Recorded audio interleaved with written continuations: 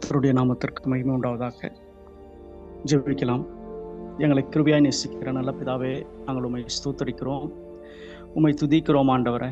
இந்த காலை நேரத்தில் நீர் எங்களை ஒன்று கூட்டி உம்முடைய சத்தியத்தை கேட்க, உம்மை அறிந்து கொள்ள, உம்மை ஆராதிக்க எங்களுக்கு செய்திருக்கிற இந்த பெரிதான கிருபைக்காக நாங்கள் நன்றி செலுத்துகிறோம் ஆண்டவரே. இந்த ஆராதனை முழுவதும் உடைய கரத்திலே கொடுக்கிறோம். கர்த்தர் எங்களுடைய ஆசீர்வாடுங்க, உம்முடைய நாமத்தை மேன்மைப்படுத்துங்க. இயேசு கிறிஸ்துவின் நாமத்தினால் ஜெபிக்கிறோம் நல்ல பிதாவே, ஆமென். யோபுவின் சரித்திர புத்தகம் 37வது அதிகாரம். யோபுவின் சரித்திர புத்தகம் 37வது அதிகாரத்தில் எலிஹு என்கிற ஒரு சிநேகிதர் யோபுவுக்கு அறிவுரை சொல்லுகிறதை நாம் இந்த அதிகாரத்தில் பார்க்க முடிகிறது. 1 - 5 வரையில நம்ம பார்த்தோம்னு சொன்னா, இடியும் மின்னலுமாய் அவருடைய வார்த்தை இருக்கும் என்று சொல்லி யோபுவுக்கு அந்த எலிஹு யோபுவோட பேசுகிறதை நாம் பார்க்க முடிகிறது. 6 - 8 வரையில பார்த்தோன்னா, உறைந்த மழையை போல் அவர் பேசுகிறார். உறைந்த மழை. 9வது வசனத்தை பார்த்தோன்னு சொன்னா, சூறாவளியை பற்றி பேசுகிறாரு. 10வது வசனத்துல குளிரை பற்றியும், 11வது வசனத்திலிருந்து 13வது வசனம் வரையில மேகத்தை பற்றியும் அவர் பேசுறாரு. 14 - 17 வரையில தேவன் பூரண ஞானம் உள்ளவர் என்பதை அந்த எலிஹு பேசுகிறதை நம்ம பார்க்கிறோம். 18வது வசனத்துல ஆகாய மண்டலத்தை பற்றி பேசுறாரு. 19 - 24 வரை கர்த்தர் மகா நீதிபரர் என்பதை பற்றி யோபுவுக்கு இந்த எலிஹு சொல்லுகிறதை நாம் பார்க்க முடிகிறது. 1 - 5 வரையில படித்தோம்னு சொன்னா, இங்க 5வது வசனத்துல இப்படியா இருக்குது: தேவன் தம்முடைய சத்தத்தை ஆச்சரியமான விதமாய் குமுற பண்ணுகிறார், நாம் கிரகிக்க கூடாத பெரிய காரியங்களை அவர் செய்கிறார் என்று எலிஹு யோபு சொல்லுகிறதை பார்க்கிறோம். கர்த்தருடைய சத்தம் இங்க ஒரு மின்னலுக்கும் இடிக்கும் சமமாக இங்க எலிஹு யோபுவோட பேசுகிறார். கர்த்தருடைய சத்தத்தை நாம் கேட்கிற போது கர்த்தருடைய சத்தத்திற்கு நாம் கீழ்ப்படிய வேண்டும் என்பதாக எலிஹு இங்கே யோபுவுக்கு ஆலோசனை சொல்லுகிறார். கர்த்தர் கட்டளையிடுகிற போது இந்த இடியும் மின்னலும் எப்படி அவருடைய வார்த்தைக்கு கீழ்ப்படுகிறதோ அதே போல நாமும் கர்த்தருடைய வார்த்தைக்கு கீழ்ப்படிய வேண்டும். இப்பொழுது இருக்கிற யோபுக்கு இருக்கிற நிலைமையில, யோபு நான் நீதியாயிருதான் நடந்தேன், என்னிடத்துல குறை இல்லை, ஆனாலும் கர்த்தர் என்னை தண்டித்து விட்டாரோ அப்படிங்கிற ஒரு எண்ணத்துல யோசனையோட யோபு அமர்ந்திருக்கிறார். அவர்களுடைய 3 சிநேகிதர்களும் இவர் மேலேயே குற்றத்தை சுமத்துகிறார்கள். கடைசியாகத்தான் இந்த எலிஹு பேசுகிறார். அந்த யோசனையில தான் இப்போ எலிஹு யோபுவுக்கு அறிவுரை சொல்லுகிறார். கர்த்தர் சொல்லுகிறார், இந்த கர்த்தருடைய சிருஷ்டிப்பு எல்லாம் கர்த்தருக்கு கீழ்ப்படுகிறது, இடியும் மின்னலும் கூட கீழ்ப்படுகிறது, அவருடைய வார்த்தைக்கு அப்படிப்பட்ட ஒரு வல்லமை இருக்கிறது என்பதை யோபுவுக்கு அறிவுறுத்துகிறார். ஆகினால்தான் இங்க சொல்லுகிறாரு, நாம் கிரகிக்க கூடாத பெரிய காரியங்களை அவர் செய்கிறார். நாம் யோசிக்க முடியாத, நாம் நினைத்து பார்க்க முடியாத அவருடைய வார்த்தை, அவருடைய சத்தம் இந்த உலகத்திலே பெரிய காரியங்களை செய்து கொண்டிருக்கிறது. உன்னுடைய வாழ்க்கையிலும் கர்த்தர் ஒரு காரியத்தை செய்திருக்கிறார், ஆகையினால அவைகளை நீர் ஏற்றுக்கொள்ள வேண்டும் என்பதாக எலிஹு இங்க அறிவுரை சொல்லுகிறார். அதன் பிறகு 6 - நாம் 8 வரையில நம்ம படிச்சோம்னு சொன்னா, மழையை பற்றி அவர் பேசுகிறார். 3 விதமான மழை 6வது வசனத்துல நம்ம படிக்கிறோம். அவர் உறைந்த மழையையும் கல் மழையையும் தம்முடைய வல்லமையின் பெரும் மழையையும் பார்த்து கட்டளையிடுகிறார் என்பதாக இங்க வேதம் சொல்லுகிறது. மழையை 3 விதமாக இங்க ஒரு பிரிச்சு பார்க்கிறார்: உறைந்த மழை, கல்மழை, பெருமழை. இப்போ அதே போல நாம கீழே நம்ம படிச்சோம்னு சொன்னா 13வது வசனத்துல இங்க சொல்லுகிறது, ஒன்றின் தண்டனையாகவும், ஒன்றில் தம்முடைய பூமிக்கு உபயோகமாகவும், ஒன்றின் கிருபையாகவும் அவைகளை வரப்பண்ணுகிறார். கர்த்தர் இந்த உலகத்துல மழையையும் சூறாவளியையும் காற்றையும் பெருமழையையும் வெள்ளத்தையும் தம்முடைய வார்த்தையினாலே அவர் அனுமதித்து அதிகாரத்தை கொடுத்து அவைகளை உலகத்தில் அனுப்புகிற போது அங்கே ஒரு விதத்துல பிரயோஜனமா இருக்கிறது, ஒரு விதத்துல அவருடைய கிருபையாக இருக்கிறது, ஒரு இடத்துல அது தண்டனையாக மாறுகிறது. ஆகையினால யோபுவே, கர்த்தர் உனக்கு என்ன செய்திருக்கிறார் என்பதை நீர் ஆராய்ந்து பாரும் என்பதாக இங்கு யோபுவுக்கு அந்த எலிகு அறிவுரை சொல்லுகிறார்.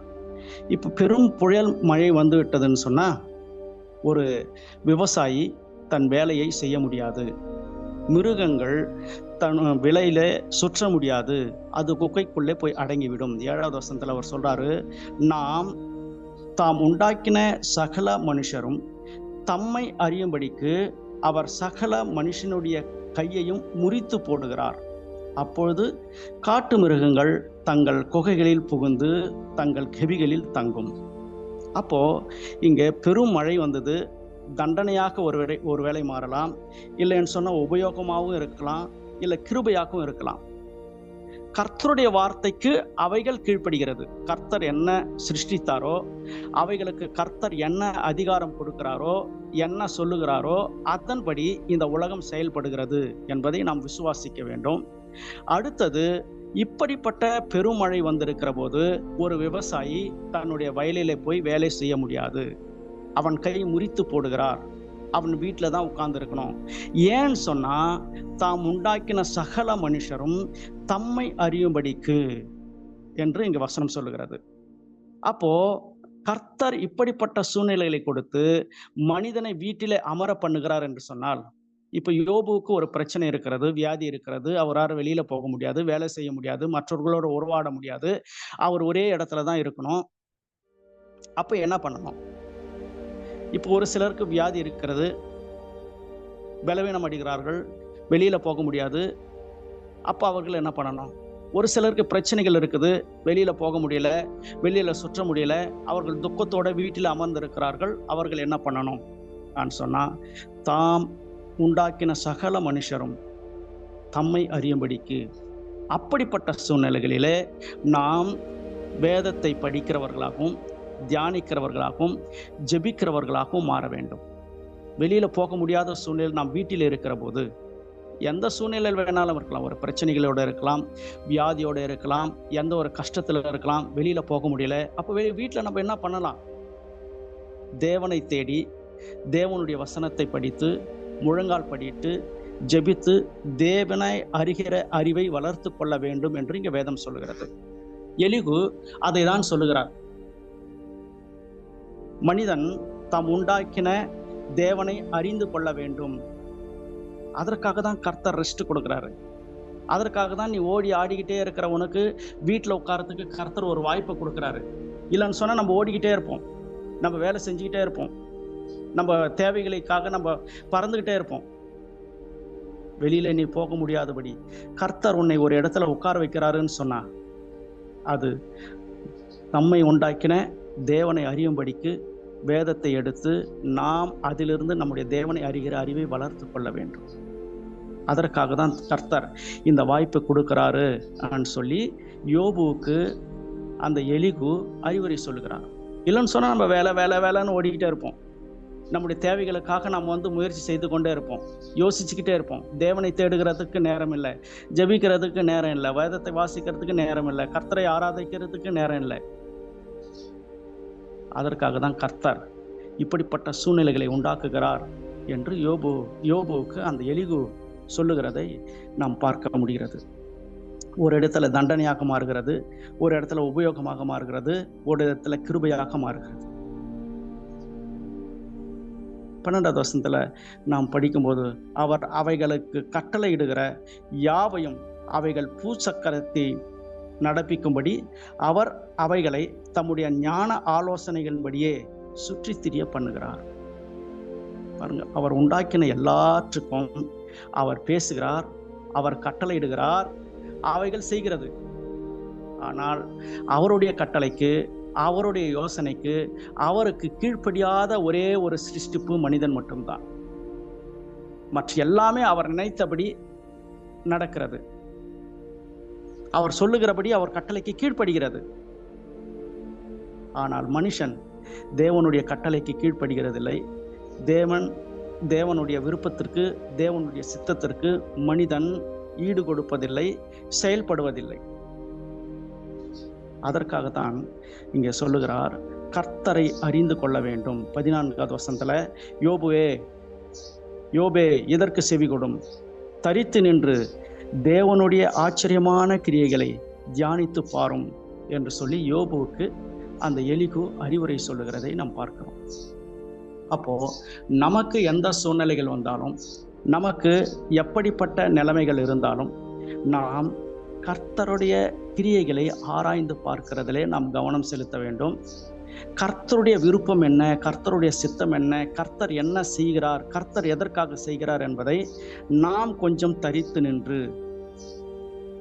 தேவனுடைய ஆச்சரியமான கிரியைகளை தியானித்து பார்க்க வேண்டும். இந்த எலிகு சூறாவளியை பார்க்கிறாரு, இடியை பார்க்கிறாரு, மின்னலை பார்க்கிறாரு, மழையை பார்க்கிறாரு, குளிரை பார்க்கிறாரு, மேகத்தை பார்க்கிறாரு, ஆகாய மண்டலத்துல பார்த்து தேவனுடைய கிரியைகளை அவர் தியானிக்கிறார். இந்த அதிகாரத்துல இத்தனை விஷயங்களை அவர் சொல்றாரு. இவை எல்லாவற்றையும் அவர் பார்த்து பார்த்து யோபுவோட பேசுகிறார்.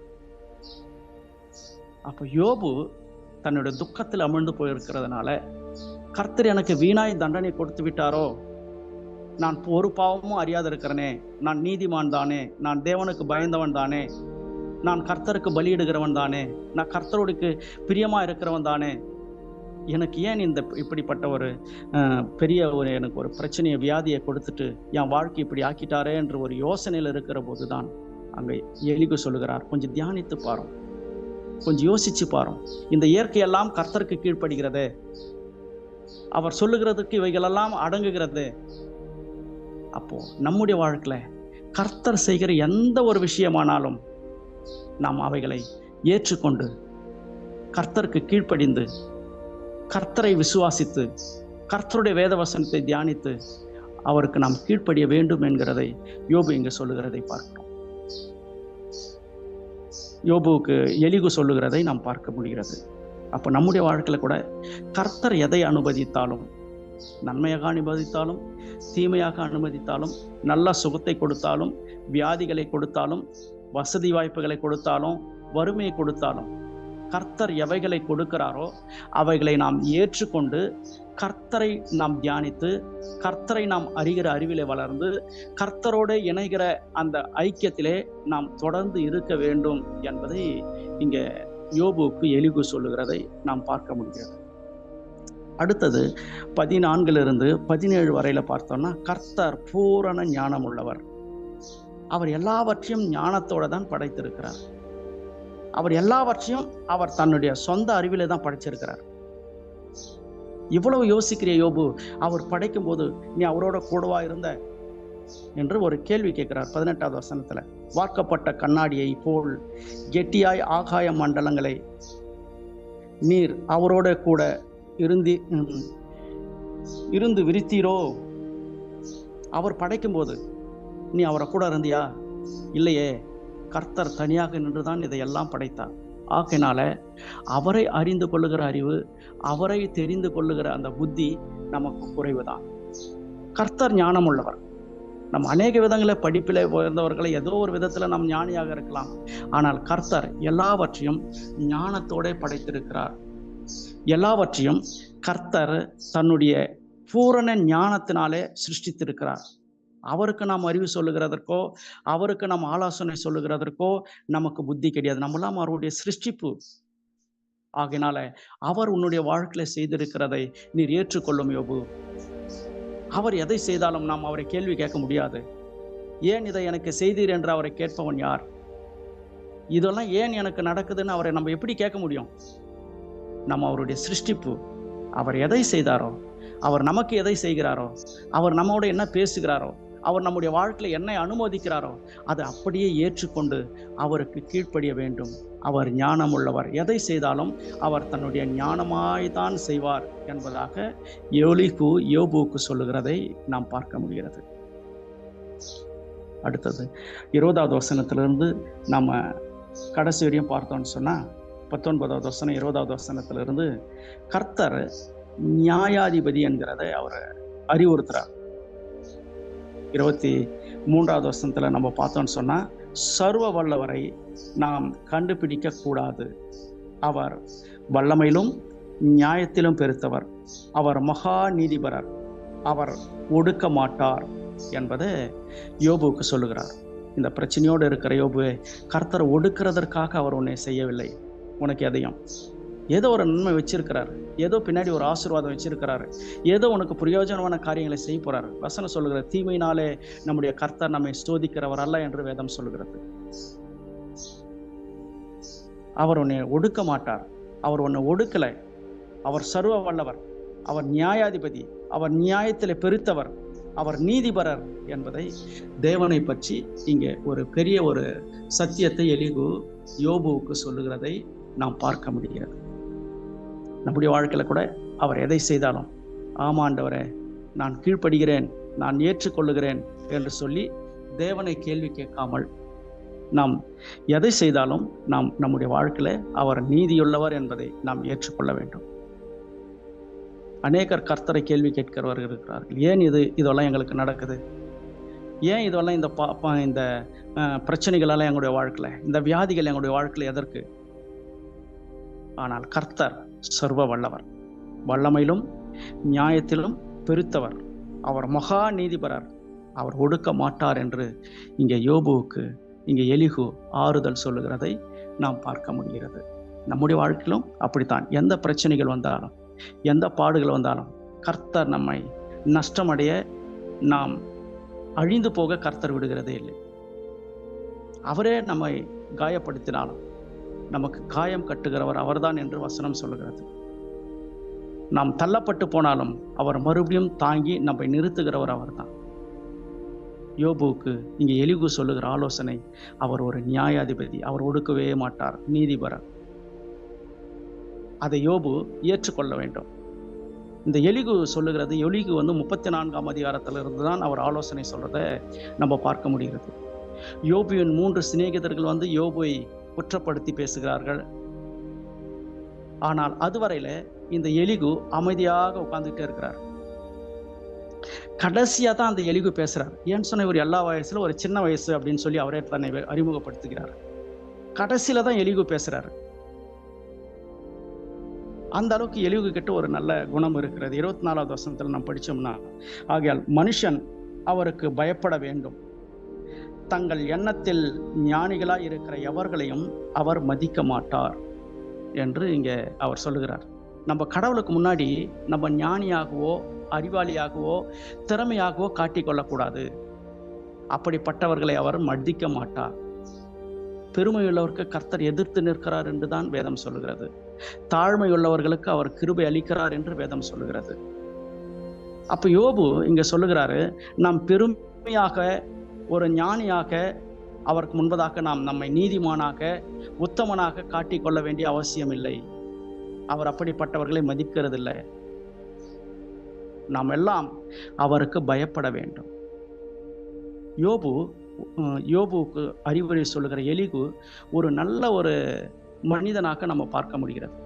3 சிநேகிதர்கள் அவரை எவ்வளோ பேசுறாங்க, அதையெல்லாம் கேட்டுக்கிட்டு இருந்த எலிகு கடைசியில் 34ஆம் அதிகாரத்திலிருந்து 37வது அதிகாரம் வரை அவர் அறிவை சொல்றாரு.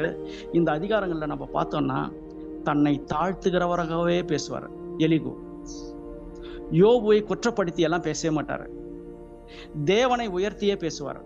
நம்ம அந்த எலிகு பேசுறதை நம்ம பார்த்தோம்னு சொன்னா நமக்கு தெரியும், அவர் தேவனை பற்றியும் தேவனுடைய வல்லமையை பற்றியும் தேவனுடைய மகிமையை பற்றியும் தேவனுடைய வார்த்தை பற்றியும் மட்டுமே தான் அவர் பேசுவார். கர்த்தரை உயர்த்திக்கிட்டே இருப்பார், கர்த்தரை கனப்படுத்தியே பேசுவார், கர்த்தரை பெருமைப்படுத்தியே பேசுவார், குற்றப்படுத்தி எல்லாம் பேச மாட்டார். தன்னை தாழ்த்தி கொண்டே இருப்பார் அடிக்கடி. அப்படிப்பட்ட சுபாவத்தை தான் கர்த்தர் எதிர்பார்க்கிறார். இங்க 24ஆம் வசனத்துல அவர் கடைசியா முடிக்கிறார் அறிவுரை சொல்லி. அப்ப சொல்றாரு இல்லையா, தங்களுடைய எண்ணத்தில் ஞானியா இருக்கிற எவர்களையும் அவர் மதிக்க மாட்டார். கர்த்தர் எலிகுவை கனப்படுத்தினார். கர்த்தர் எலிகுவை மேல அவர் கோபப்படவே இல்லை. நம்ம 42வது அதிகாரத்துக்கு நம்ம வந்தோம்னு சொன்னா, யோபுடைய 3 சிநேகிதர்கள் மேலேயும் கர்த்தருக்கு கோபம் வருகிறது. 7வது வசனத்துல படிச்சோம்னா, 7வது வசனத்துல நம்ம அங்க கீழே படிச்சோம்னா, அங்க 3 சிநேகிதர் மேலேயும் கர்த்தர் கோபப்படுகிறார். ஆனால் எலிகோவை பற்றி கர்த்தர் ஒரு வார்த்தை கூட சொல்லவே இல்லை. எலிகுவும் யோபுக்கு அறிவுரை சொல்றாரு. மற்ற 3 சிநேகிதர்களும் அங்க யோபுக்கு அறிவுரை சொல்றாங்க. அப்ப அவர்கள் மேல மட்டும் ஏன் கர்த்தருக்கு கோபம் வருது? அவர்கள் தங்களை பெருமையாகவும் யோபுவை பாவியாகவும் நினைத்து பேசுகிறார்கள்.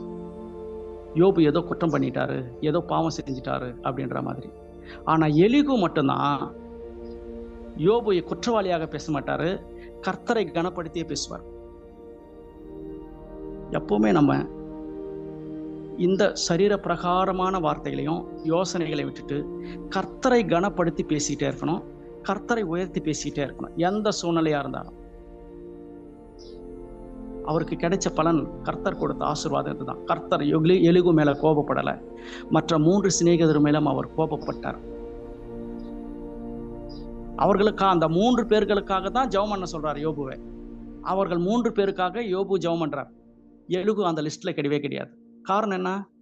கர்த்தரை உயர்த்தி கொண்டே இருந்தார், தன்னை தாழ்த்தி கொண்டே இருந்தார். நம்முடைய வாழ்க்கையிலும் அப்படித்தான். எப்பவுமே கர்த்தரை உயர்த்திக்கிட்டே இருப்போம், கர்த்தரை கனப்படுத்திக்கிட்டே இருப்போம், கர்த்தரை பெருமைப்படுத்திக்கிட்டே இருப்போம்.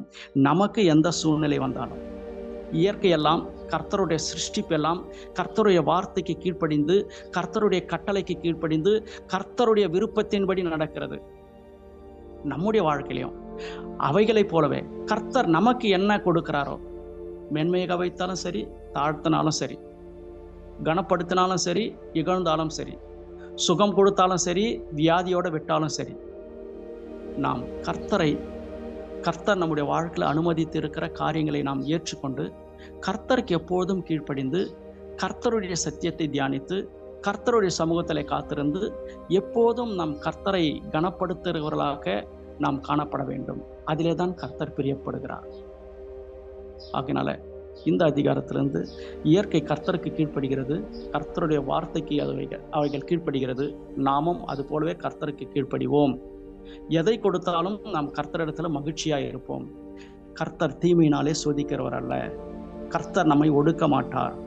ஆகினால நாம் நம்மை ஞானியாக எண்ணிக்கொள்ளாமல் கர்த்தருடைய பிள்ளைகளாக என்றுமே தாழ்மையோடு இருப்போம். கர்த்தர் நம்மை ஆசீர்வதிப்பார். கர்த்தர் நம்மை எலுகுவை கனப்படுத்தினது போல நம்மையும் கனப்படுத்துவார்.